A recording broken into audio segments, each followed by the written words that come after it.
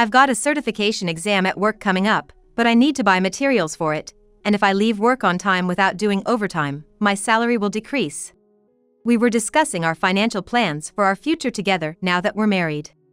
Due to his study for the promotion exam, the money he can contribute to our household will be less. I thought it was fine since both of us are working. However, I soon started feeling uneasy about Tom's behavior. Unfamiliar apps on his phone, a sudden increase in overtime. And most notably, when we went out to eat, he wouldn't take a single bite of his food. The peculiar hand movements of the waiter caught my attention too. I felt like I had seen those movements somewhere before. If my hunch is correct, this could be really bad. I left the bar we went to under the pretense of work and distanced myself from Tom. I decided to uncover his suspicious actions. Thinking no one would notice was a big mistake. I am Hannah Young, 38 this year. I work as a tax consultant, enjoying a fulfilling life both professionally and personally. I can proudly say that I'm enjoying both aspects of my life now, but it wasn't always easy. When I graduated from college, it was the midst of a recession, and finding a job was tough. I felt like I was just spinning my wheels, desperate to become an adult. After struggling, I finally landed a job at a small company. To be honest, I wasn't thrilled about working there. But then, a turning point came. During my interactions in the business world, I realized many companies were struggling. They couldn't increase their profits as expected and were unsure about the future. I wanted to help turn these companies around, to boost their profits and make them places where employees could work happily. That's why I decided to pursue a career as a tax accountant, to be involved in improving companies' profits and performance. After years of study, I became a tax accountant at the age of 34. Transitioning from an employee at a small business to a tax accountant was quite a change for me. But it allowed me to find what I truly wanted to do. My career has been very fulfilling, but something was missing in my personal life. What is this lack? I realized what's lacking was a partner, someone to be by my side and to support each other through tough times. On my days off, I usually find myself doing things alone like watching movies or shopping. My friends have gotten married or had kids, so we don't spend as much time together anymore. Of course, I enjoy my time alone, but I often think about how nice it would be to share these moments with someone special. At a friend's suggestion, I signed up for a dating app and started exchanging messages with a few people. There was one man, Tom, who I particularly clicked with. He would later become my husband. Tom works for a nationally recognized electronics company, which perhaps adds to his capable demeanor. Our message exchanges were smooth and effortless, which I found very appealing. When we met in person for the first time, I could easily picture myself being with him. Nice to meet you. Well, it feels like we've known each other for a while because of all the messages we've exchanged. That's true. It almost feels like we've been acquaintances for a long time. The conversation flowed naturally, and I was surprised by how comfortable I felt around him. I never knew how nice it could be to interact so relaxedly without any pretense. And Tom moves with such smart grace. I find that very charming. You might be surprised to hear this so soon after we met, but I'd like to date you with marriage in mind. I've always wanted to be with someone as wonderful as you, Tom, so I'm truly happy to hear that. The transition from dating with marriage in mind to actually getting married didn't take much time. Tom's proposal, with a bouquet of roses at a beautiful seaside restaurant, is something I'll never forget. I will make you happy, Hannah. Please, be with me. Let's get married. I'd love to. Thank you. At 38, I got married to Tom.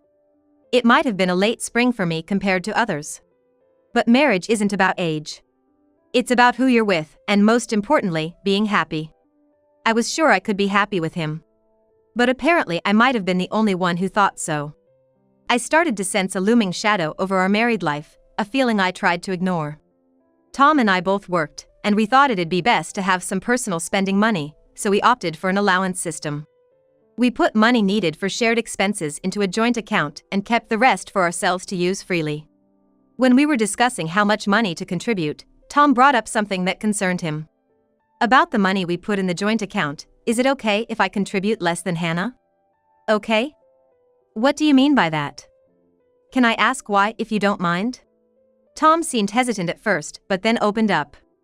There's a certification exam at work coming up. But I need to buy materials for it, and if I go home without doing overtime, my salary will decrease. I see. Preparing for the certification exam while working must be tough. Understood. I'll help out in any way I can. Really? That's so nice of you. Tom was delighted, clapping his hands. Of course, it's an important exam for your career. We need to make sure you can give it your best shot. I remembered how tough it was for me when I was studying for my CPA exam. Having quit my job to focus on studying, I understand how challenging it is to prepare for an exam while working. Don't worry about the money. Just focus on preparing for the exam. Thanks. You're amazing, Hannah. So, when is the exam? It's in 8 months. It's a bit far off, but... Tom seemed happy to have the time to focus on his studies. I reassured myself that this was the right thing to do. However, right after we made that agreement, Tom's work habits changed drastically. What? You have a business trip the day after tomorrow? Suddenly, after deciding how much to contribute to our joint account, his business trips increased. It can't be helped, it's an order from work. But you need to prepare for your upcoming exam, right? And yet, you have to go on so many business trips? What do you want me to do, disobey orders and not go? Tom looked at me with a lack of ease in his eyes. It's not that, but... I'm just worried. Then please don't interfere. How hard I work here will determine my success. Understood. But don't push yourself too hard. They say men become single-minded when focused on work, and maybe Tom is just that type. I've been with this company for a long time, but I want to expand my role even more in the future. It would be great to see you taking on more responsibilities. I'm here to support you. Tom seemed content, but I was oblivious to the underlying issues in his smile. He began bringing work home. And I found myself constantly trying not to disturb him while he was focused. It was a bit suffocating, but I did it for Tom. Then, one quiet evening, the sound of a smartphone notification broke the silence. Huh? That's Tom's phone. The notification sounds chimed repeatedly just as Tom had stepped out to the bathroom. If it was an important work call, I thought I should let him know when he returned. With a casual intent, I picked up Tom's phone and felt a slight unease. The screen showed a sparkly app on a light blue background, which was odd. Tom usually used his phone only for work, and this didn't seem like a work-related app. Could it be an app for meeting other women? But he shouldn't need that now, being married to me. As I pondered, Tom returned from the bathroom. Hey, my phone, what are you doing? Oh, your phone kept ringing, so I thought I'd hand it to you in case it was work-related. Don't meddle with things you shouldn't. He snapped, snatching the phone from my hand. With a snap, the phone was in his hands. Sorry, but you didn't have to grab it like that. Come on, stop interfering. I haven't exactly advertised that I'm married at work, so it would be shocking if you suddenly answered my phone, wouldn't it? He retorted while hurriedly checking his phone. Indeed, Tom's company is large, so it's plausible that not everyone knows everyone else's marital status. However, his irritation seemed excessive just because I tried to hand him his phone. Maybe his work wasn't going well. Tom's attitude always reflects how well his work is going. It's likely the case this time too. Ever since that day when Tom made those infuriating remarks, I've become even more cautious around him. I don't want to be falsely accused of being the reason his work isn't going well. Tom seemed to notice my mood and started a conversation. Hey, are you free after work this Thursday? I'll probably finish around 7, but why, is something up? Well, I've been feeling bad about the other day. I know it's not much, but how about we go out for a drink as an apology? Seeing Tom's awkward smile, I felt relieved inside. And eagerly agreed. That sounds nice. But you suggesting a drink is rare these days. What's the occasion? As I asked playfully, Tom seemed to relax and opened up. Don't tease me. I just got moving on a new client project recently, and it went well. I wanted to share the joy with you. Oh, is that so? I thought you were just dealing with some tough project because of your grim face. Glad to hear it went well. How about we meet at the usual place and head to the bar district? We used to explore various places for drinks before we got married. Enjoying the combination of alcohol and snacks. Though we've both been busy with work lately, this seemed like a perfect chance to try something new. Our memory-filled area changes frequently, so there might be some interesting new spots. I was looking forward to the day. On the day we planned, I finished work early not to be late. I remembered how we used to hop from one bar to another in this area before getting married. Excited, I walked to our meeting spot. We'd usually decide on a place based on our mood, a unique encounter each time. Hey, over here. Now, where shall we go today? As we strolled through the bustling streets, a particular sign caught our eye. There were no conspicuous decorations, but each decorative accessory was somehow sophisticated. The sign mentioned it was newly opened, with handwritten notes about recommended dishes and drinks.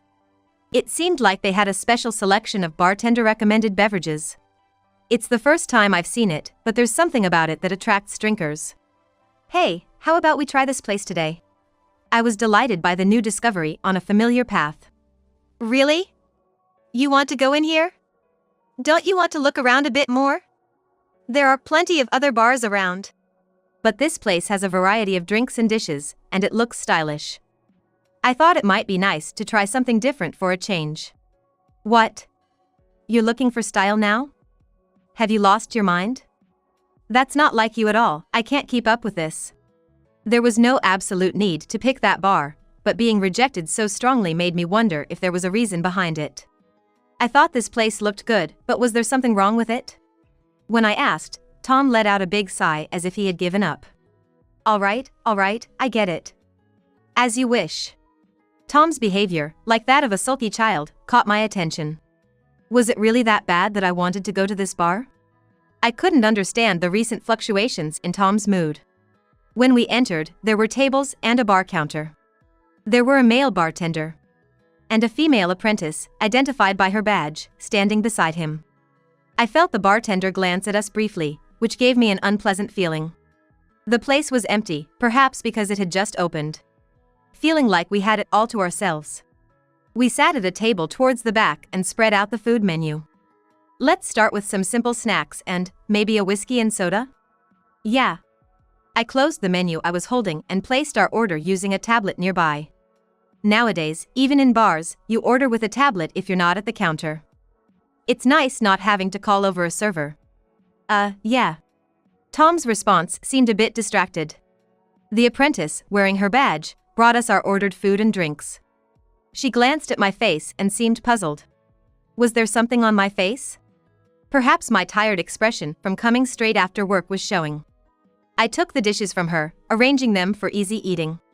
The dishes all looked delicious. Agilo, pickles, and a hot gratin. I was torn about which to try first. In front of me and Tom were the highballs we ordered. Here's to Tom's work success, cheers! I tried to lift the mood a bit by raising my glass with high spirits.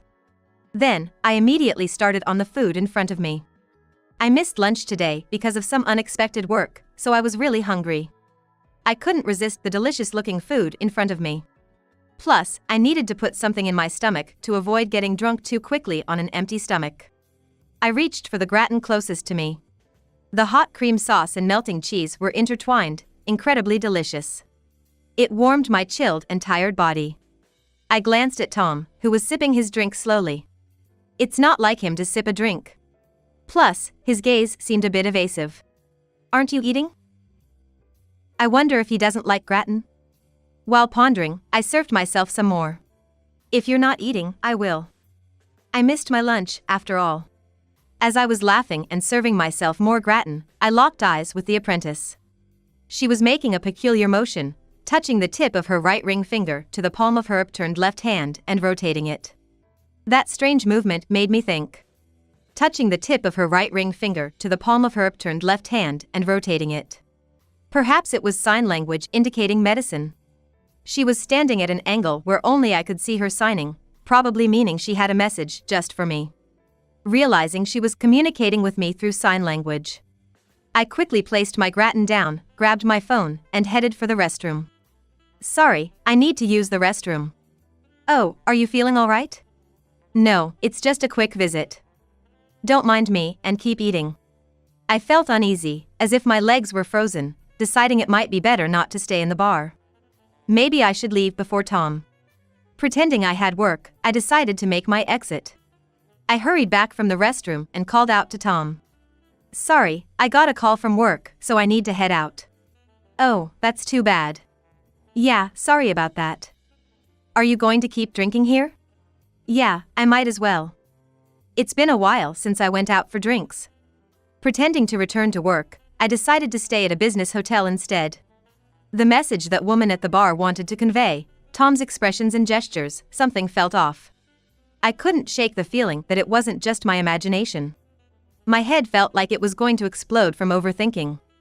To calm down, I started browsing on my smartphone, something I hadn't had much time for recently. While checking the news, I noticed an ad that caught my attention. An app advertised as Find Your Soulmate was the same one I saw on Tom's phone. It was the app with constant notifications, which I had assumed were work-related. I covered my mouth with my hands in shock. Why would a married person need to have such an app? I knew these types of apps were all the rage, being released one after another in city advertisements. People looking for connections likely juggle multiple apps. And Tom, always seeking efficiency, would probably do the same. It seemed unlikely he'd have just one. Feeling uneasy, I decided to thoroughly check Tom's phone. And discovered several apps. Some looked familiar, perhaps the ones I saw briefly on Tom's phone. Had he forgotten to delete apps he used before we got married? It seemed out of character for Tom, a meticulous person, to leave unused apps cluttering his phone. I decided to download the same app. The app one thought Tom was using, the one with the light blue icon. After registering my name and a simple profile, I started using it immediately. If Tom was using this app, I might uncover his true intentions. I told Tom I had to stay at the business hotel due to unfinished work and would go directly to work the next day, then proceeded with my plan. I took a day off and ventured into the city from the hotel. I bought a brown long-haired wig and a hat, then set up a profile picture. I carefully crafted the profile information to avoid being recognized. And started searching for matches, narrowing down by area, age, and interests. When I entered Tom's favorite niche game into the search, the number of matches narrowed down quickly, making it easier to find him. I couldn't believe it, but as I scrolled through profiles and icons, I discovered one that seemed to be Tom's, and we matched without a hitch. I made sure to exchange messages with Tom without giving away my identity. In the app, Tom claimed to be single, working for a certain company, and enjoying soccer and barbecues on his days off. Clearly, he had no clue he was talking to me. I confirmed that Tom was using the app to seek out relationships and decided to move on to the next phase of my plan.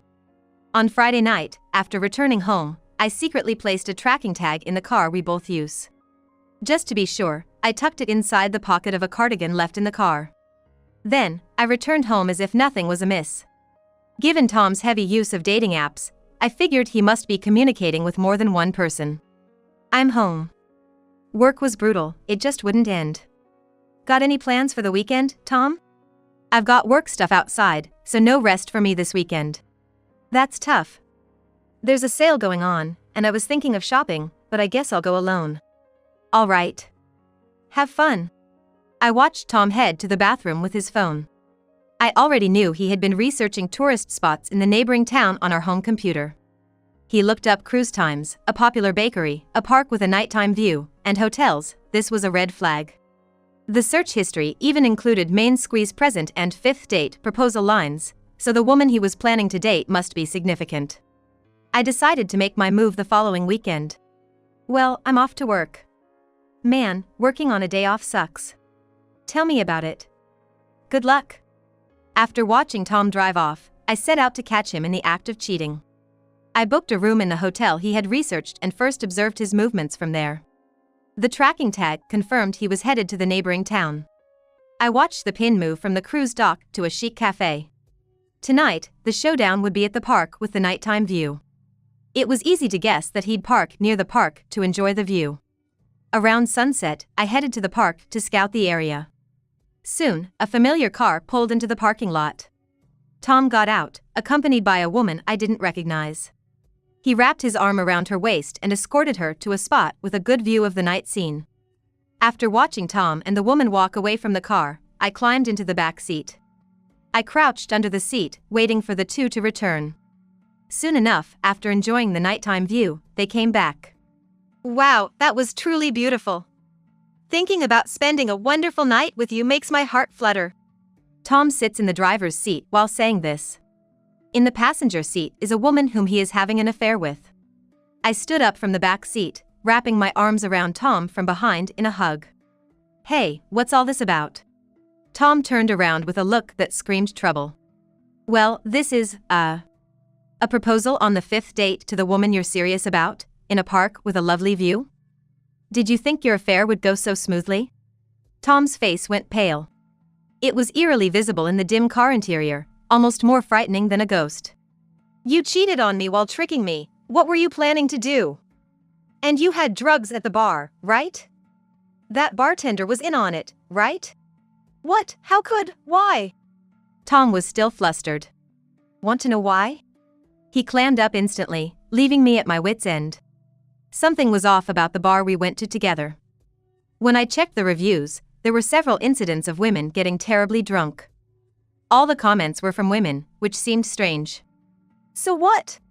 Tom still didn't seem to grasp the gravity of the situation, trying to act tough. The bartender, a bad buddy of yours? What a setup. I spoke to a woman working at the bar again, and she told me about the women you brought with you. The women I brought? Yes, different women each time, all barely able to walk after drinking. It's said that women get drunk quicker than men, but isn't it odd to be so intoxicated you can't walk in a bar? Tom bit his lip, at a loss for words. The woman working there thought it was her imagination at first, but she started to suspect something fishy and secretly told me. Just because the people I drank with got wobbly, you suspect me? I was astounded by Tom's poor excuse-making. I pulled out a pen.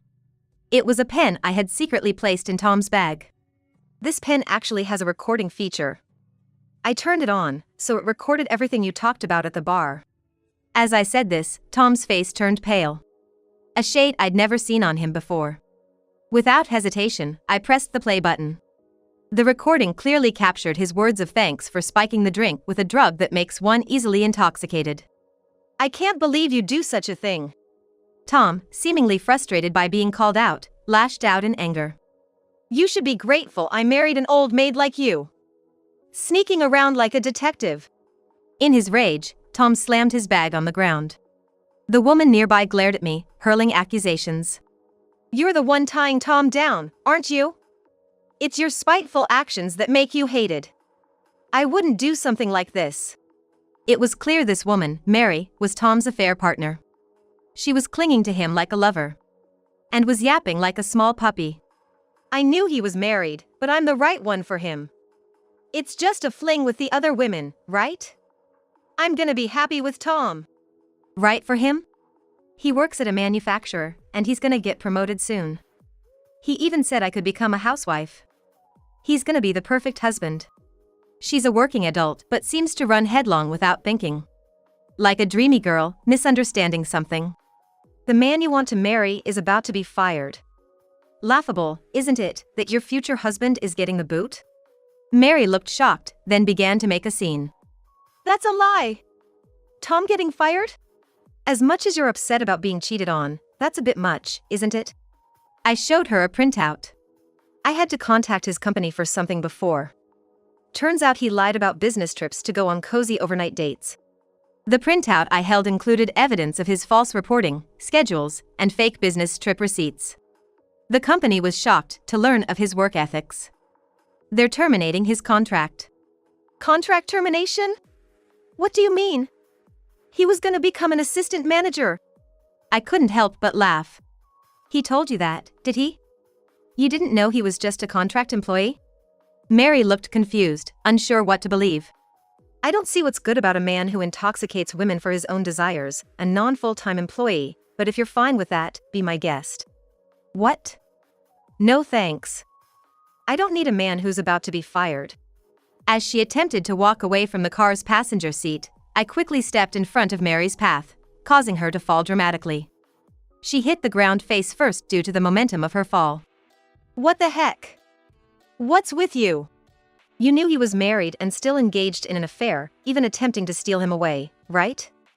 But you were prepared for the high cost of an affair, weren't you? This time, it was Mary who turned pale. I can't pay any claims. I'm just a girl, and I don't have that kind of money. Using "I'm just a girl" as an excuse at your age is embarrassing. Besides, having no money is undoubtedly your own fault due to lack of ability. Hey, there's no need to be so harsh. Tom interjected, trying to shield her. I've had enough of your farce. A woman intent on stealing a married man, and a man scheming to get women drunk for his desires, you're perfect for each other. I started walking away from Tom and Mary. I'm just a girl, so I really can't pay. Tom, you will take care of everything, right? Hey, it's all about equality nowadays, right? There's no man should or woman should sort out your own mess. How terrible. So you're betraying me now. I could hear them arguing behind me. I was surprised to hear the word betrayal coming from Mary. But none of that mattered to me anymore. I went home, packed my essentials, and left. Tom called several times, begging for reconciliation. But I ignored all his calls. Once, I answered thinking it was an unknown number, but it was Tom. Please, I can't handle a divorce right now. Do you think you're in any position to say you don't want a divorce? If I get divorced now, I can't live. Just wait until I find another job. I sighed deeply. So I should support you until you find another job? Impossible. Cry to your affair partner instead. Then Tom yelled. I can't do something so pathetic. But I was no longer someone who would falter at such words. Pathetic? Who was the one acting shamelessly towards me? Tom fell silent. Anyway, we'll communicate through a lawyer from now on. Through a lawyer, I was able to claim a substantial amount in alimony. However, since Tom lost his job due to contract termination, his parents had to cover for him. Now, he's being worked hard as a construction site worker from morning till evening. Due to his unpleasant personality and sarcastic tone, he's become a target for his colleagues, or so I've heard. As for Mary, the affair partner, it seems she was fired from her job after her affair at the workplace was discovered. According to a colleague who worked at the same company, she was loudly protesting her innocence until the very end. I have officially divorced Tom and am now enjoying my life alone. Both my professional and private life are going well, and I'm truly happy to have divorced Tom. Lately, as a tax accountant, I've been getting more clients, and many have expressed their gratitude, saying, I'm glad I asked for your help. Hearing that makes me feel that my work is worthwhile. Marrying Tom might have been a mistake, but I've gained the strength to choose my own life, so I have no regrets. Incidentally, I ran into the woman who was an apprentice at that bar at a shopping center's food court, and we had a great chat. It led to us occasionally meeting up for tea. She told me how happy she was that her sign language skills, learned in a sign language club, could be put to use in such a way. She hadn't realized I was Tom's wife, and that episode has become a funny story we share. Now, I'm content with my peaceful life.